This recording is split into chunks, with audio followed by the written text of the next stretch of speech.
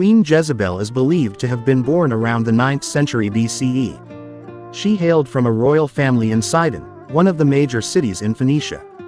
Phoenicia was located in the southwest of the Jordan River, north of the ancient kingdom of Israel, and northeast of the Mediterranean Sea. Sidon was a significant city in Phoenicia, renowned for its rich history of trade and maritime activities. Her father's name was Ithobaal, who was most likely the king of Sidon during that time. The name, Ithobaal, in Phoenician means, given by Baal. Baal was the chief deity in the Phoenician religion, worshipped as the god of wind, storms, and agriculture. He was regarded as a deity that bestowed fertility and abundance to the land and its agricultural yield. Later, Jezebel married King Ahab of the northern kingdom of Israel, who ruled around 874 to 853 BCE. This marriage was part of a political alliance between Israel and Phoenicia. During the reign of King Ahab, the majority of the people of Israel followed the monotheistic belief of Judaism, worshipping the god Yahweh. The Israelites were descendants of the Jewish people who adhered to Judaism, and their faith centered around obedience to the Torah, Jewish law, worship at the temple in Jerusalem, and belief in Yahweh as the one true God. However, Jezebel's presence as queen in the kingdom of Israel wielded significant influence in the palace and her husband's administration. Jezebel impacted religious and political policies in the kingdom of Israel. She introduced the worship of Baal idols in the kingdom and among the Israelites, who previously followed the monotheistic belief of worshipping Yahweh. The queen's actions received full support from the king. She encouraged the construction of temples for Baal idols in various locations in the northern kingdom of Israel. These places of worship became centers for pagan rituals and ceremonies to honor Baal. Additionally, priests and servants of Baal were brought from Phoenicia to manage these temples. The worship of Baal idols spread further among the people of Israel, threatening their belief in Yahweh, the God of Israel. Besides endorsing idol worship, Queen Jezebel was infamous for her cruelty towards the prophets of Yahweh, who were followers of Judaism and opposed the worship of Baal idols. She pursued, captured, and killed many prophets of Yahweh, including those who warned of God's punishment for idol worship and the sins of the people of Israel.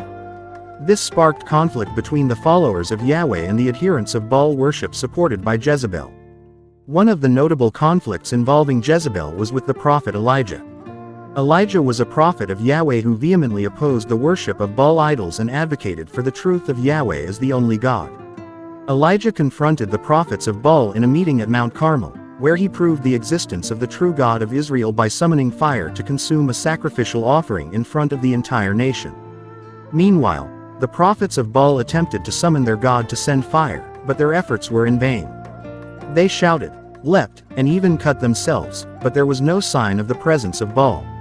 After witnessing this miraculous event, the people of Israel declared, Yahweh, He is the true God. This event further intensified Jezebel's animosity.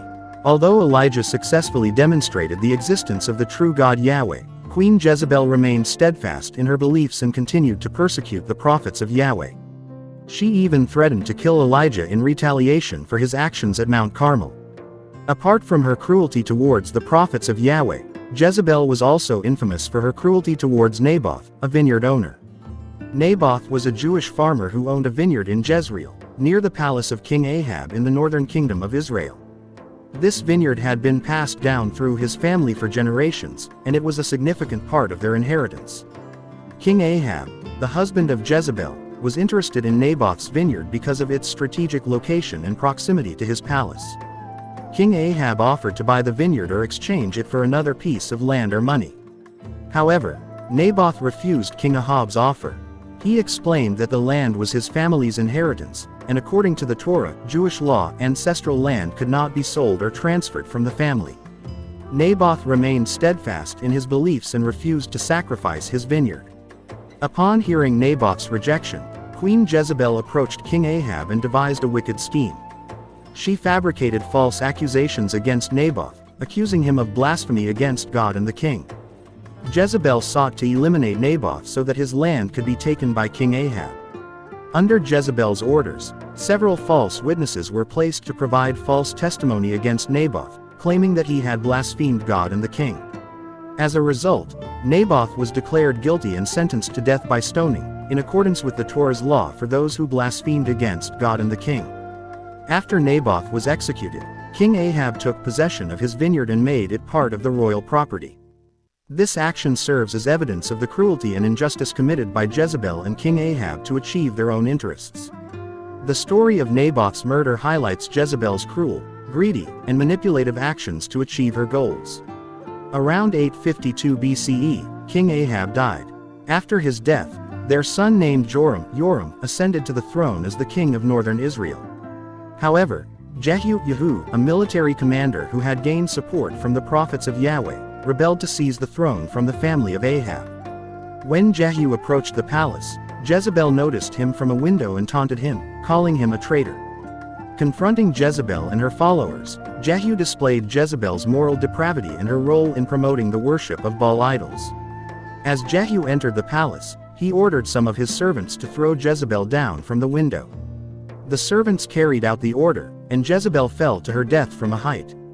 Afterward, Jehu entered the palace to eat and drink, then gave orders to bury her body.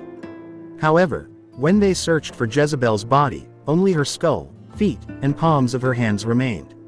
This fulfilled the prophecy of the prophet Elijah, 1 Kings 21:23, about how Jezebel's body would be eaten by dogs in the land of Jezreel. The dogs in Jezreel had consumed Jezebel's corpse, fulfilling Elijah's prophecy. The end of Queen Jezebel's life reflects the punishment for her cruel deeds and moral depravity.